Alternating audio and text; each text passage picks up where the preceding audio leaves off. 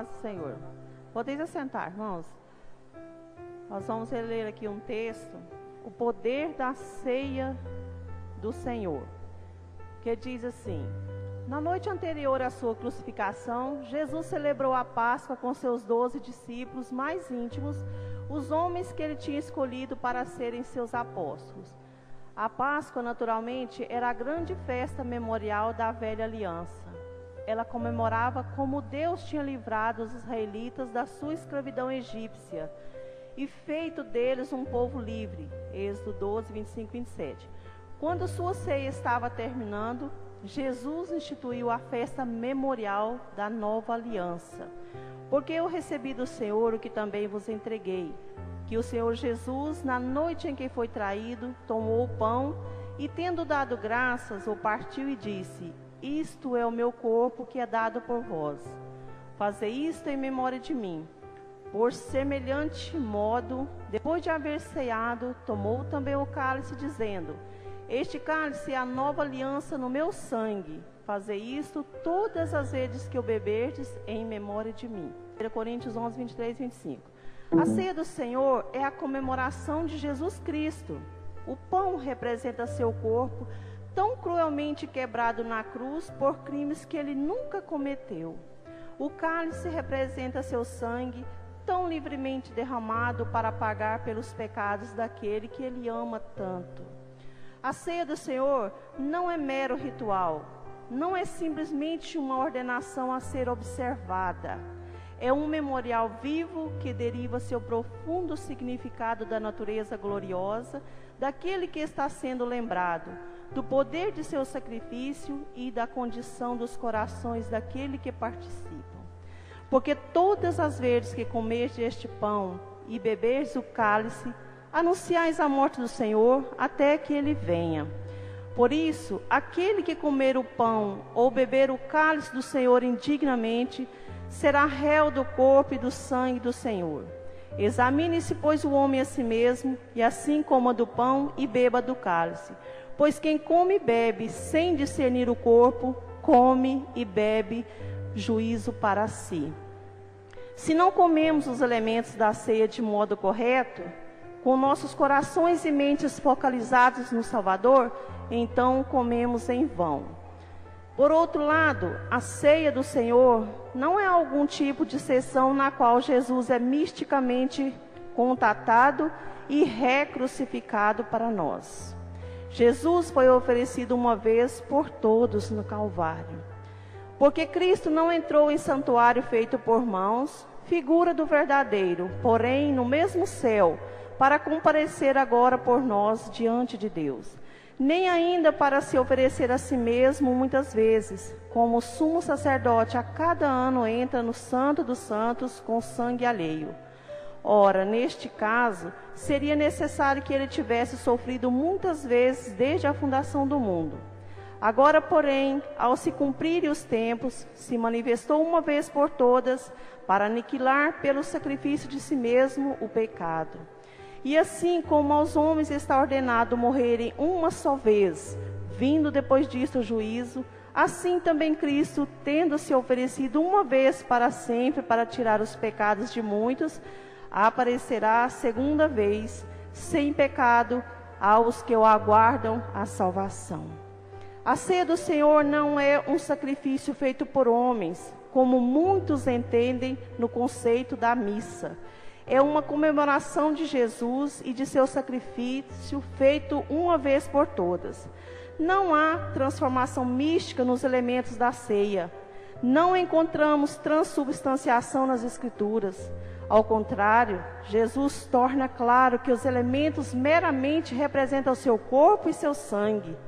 Jesus instituiu a ceia antes de sua crucificação. Ele estava em forma corpórea, com seu sangue correndo através de suas veias, quando disse: tomai, comei, isso é meu corpo. A seguir tomou um cálice e, tendo dado graças, deu aos seus discípulos, dizendo: bebei dele todos, porque isso é meu sangue, o sangue da nova aliança, derramado em favor de muitos, para a remissão de pecados. E digo-vos que desta hora em diante não bebereis deste fruto da videira, até aquele dia em que eu hei de beber de novo convosco no reino de meu Pai. Mateus 26, 26, 29. Observe que, depois de se referir ao cálice como seu sangue, então ele chama o mesmo cálice de fruto da videira. Entendemos pelo contexto que o pão e o fruto da videira são metaforicamente seu corpo e seu sangue, porém não literalmente. Talvez o melhor modo de começar a entender a verdadeira importância da ceia do Senhor seja contemplar o contexto em que o Senhor a instituiu. Como notamos no começo deste artigo, Jesus instituiu a ceia na noite anterior à sua crucificação. Esta é a noite em que o traidor Judas Iscariote cometeu sua má obra. Assim, quando lemos sobre o Senhor instituindo sua ceia nos evangelhos, lemos sobre ela no contexto de sua traição, prisão, julgamento e crucificação. Ao comer a ceia, então, imagens poderosas são trazidas à mente do cristão, imagens que têm um profundo efeito sobre o seu coração. Ao tomar a ceia do Senhor, somos lembrados da multidão armada que veio prender Jesus. Sua má intenção e sua covardia fica evidente pelo modo como vieram pegá-lo sobre a cobertura da escuridão. Somos lembrados do fato que Pedro, em seu zelo mal orientado, cortou a orelha do servo do sumo sacerdote e que Jesus, repreendendo Pedro, curou a orelha do homem. Somos lembrados do presunçoso e hipócrita sumo sacerdote que teve a ousadia de acusar Jesus de blasfêmia. Lembramos-nos como ele foi desertado pelos seus próprios apóstolos. E mesmo Pedro veementemente negou conhecê-lo.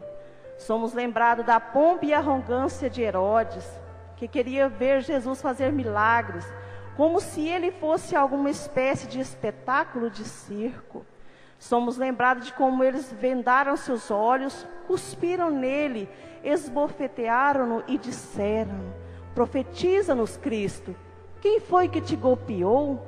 Somos lembrados do fato de que os soldados romanos açoitaram-no, então envolveram no manto púrpura e zombaram dele, golpeando com uma cana. Somos lembrados de como o seu povo gritava: não temos outro rei além de César.